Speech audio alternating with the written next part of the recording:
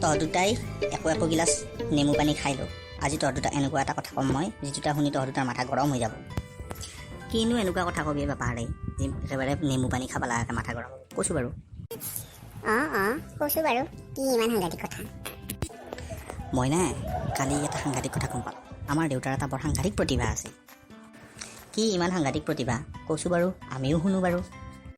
আমাৰ দেউতাই এটা পুখুৰীৰ ইমূৰে ডুব মাৰি সিমূৰে ওলবা পাৰি যায়, পুখুৰীটো যিমানেই দীঘল নহওক। সেইটো নে কিবা আচৰিত কথা হ'ল নাই?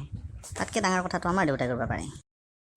আমাৰ দেউতাই নদীৰ এটা মূৰত ডুব মাৰি নদীৰ আনটো মূৰত ওলবা পাৰে।